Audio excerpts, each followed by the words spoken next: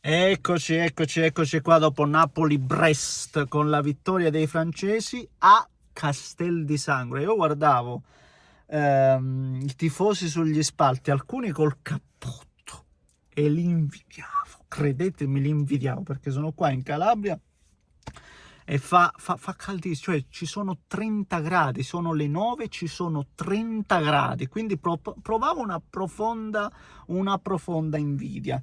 Quello che secondo me invece stanno invidiando in questo momento i giocatori del Napoli è un sano ristoro, perché li vedi e veramente hanno proprio la fatica, proprio la percepisci dal movimento del corpo. È ovvio, siamo ai primi d'agosto, ci sono i carichi di lavoro e c'è tanta pesantezza, tanta pesantezza che poi si traduce magari in un giro palla lento contro un avversario che oggi giocava basso e poi ripartendo, e quindi più che il gioco espresso, oggi secondo me, se c'è una cosa che ad Antonio Conte dispiace, è aver subito quei gol. Deve lavorare su quei gol subiti, perché al netto poi della preparazione, ripeto, della fatica e di tutto il resto, quei gol secondo me Antonio Conte non li vuole prendere.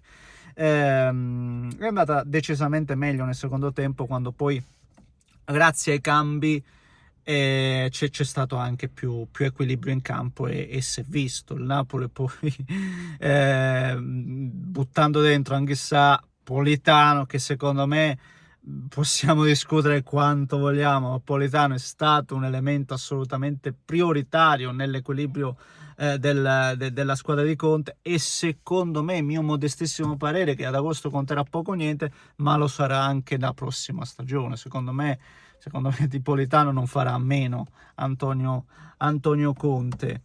E ne parliamo signori miei, ci mettiamo adesso belli, calmi, tranquilli, sereni, e ne dobbiamo discutere. Tra l'altro devo fare anche abbastanza presto se riesco, perché i suoceri qua hanno mandato a prendere la pizza e poi si raffredda, la pizza va mangiata calda, e vabbè, cerchiamo di andare al succo. Come al solito vi invito a lasciare un like, così, sulla fiducia, soprattutto per soddisfare i bisogni del dannato amico algoritmo. Se volete iscrivetevi per seguire i prossimi contenuti e voilà, avete visto, no? Cerchiamo di portare dell'amichevole, anche se, oddio, l'amichevole, una volta che secondo me l'hai portata una volta l'amichevole di una squadra, non avrebbe neanche senso stare lì a guardarle tutte, perché, ribadisco, devi farti solo un'idea, servono a questo le amichevoli, ma poco altro. L'ho buttato là sto pensiero lì. E quindi, se volete, attivate la campanella, ma grazie per l'instancabile supporto. Di certo Antonio Conte sta dando e prova a dare più minutaggio adesso a chi ne ha. Per esempio oggi De Bruyne l'ha giocata, se non sbaglio, praticamente tutta o quasi la partita.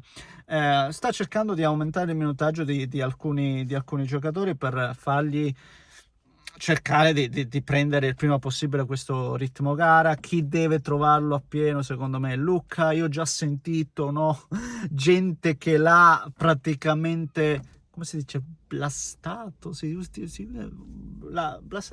blastato? Oh, forse sì, forse no, comunque l'ha criticato, ecco, un po' sui social. Poi mi piace sempre andare un po' a vedere, a stuzzicare, leggendo un po' tra le righe quello che è il commento generale. No, ma Luca è un bestione di 2 metri e passa. Che pensate? Che al 2-3 d'agosto sia in forma, nella sua forma tipo? No, assolutamente no. Quindi è tutto secondo copione. Ripeto, oggi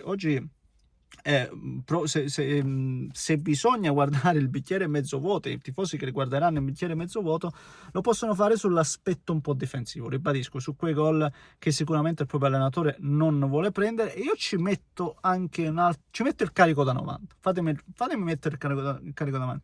Per me Meret non è assolutamente più scarso di Milinkovic-Savic. Io capisco che il nuovo acquisto magari può essere sempre visto come una risorsa, almeno inizialmente una risorsa in più, e lo è, cioè avere anche Milinkovic in rosa è assolutamente un plus, ma permettetemi di dire, molti hanno sempre valutato Meret come l'anello debole della squadra, per me non lo è. Per me Meret è un buonissimo portiere, magari non è Ter Stegen, non è Courtois, non è Donnarumma stesso, sicuramente, però è un portiere di assoluto livello e non è che dopo sta amichevole giudico Milinkovic e Savic, cioè assolutamente no, ma fatemi dire che per me Meret non è inferiore, ecco, quello che penso oggi. Poi magari a fine stagione faremo altre valutazioni ed è il bello del calcio, ma oggi mi permetto di dire questo perché l'ho sempre detto e lo voglio soltanto confermare, tutto qua. Dicevo prima, per me la differenza nel secondo tempo l'ha fatta soprattutto l'inserimento di un giocatore come Anguissa in mezzo al campo. Buttare dentro Anguissa, che ti permette anche di avanzare ulteriormente De Bruyne, cambia proprio quasi anche l'assetto tattico, quasi, no? Da un 4-3-3 diventa più che altro un 4-2-3-1, perché si alza molto assolutamente De Bruyne.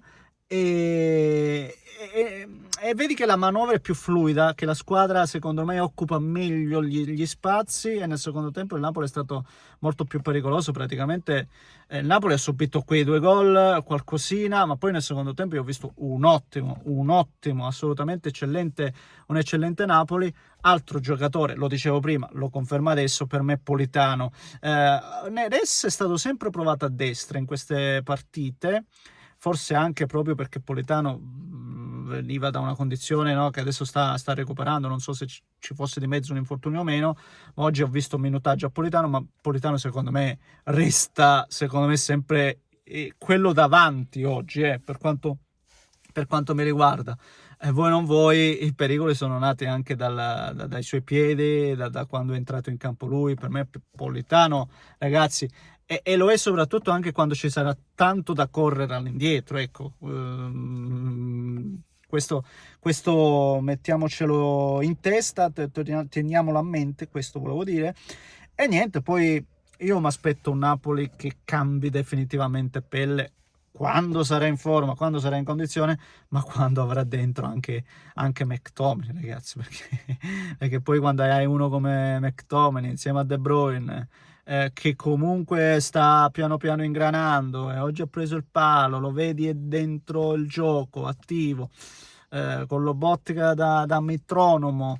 Occhio, perché questo Napoli ha tante soluzioni, e in parte le abbiamo viste anche quest'oggi. Ancora Noah Lang lo vedo un po' dietro di condizioni, tanti giocatori dietro, ragazzi, perché il discorso l'ho fatto prima, c'è pesantezza e la pesantezza si traduce in lentezza, la lentezza non ti permette di creare magari chissà quanto, è tutto un continuo, no, filo conduttore. Vedremo quando le cose quando sarà una condizione diversa. Ribadisco, soltanto quei gol presi secondo me proprio a Conte, quelli non vanno giù, secondo me. Ecco, questa è la mia opinione dopo Napoli-Brest. Fatemi sapere a questo punto cosa ne pensate voi. Come dico sempre, commentate, leccate, se volete iscrivetevi al canale. Io mi vado a mangiare una bella pizzetta e per adesso vi abbraccio forte. Un abbraccio da Neschi.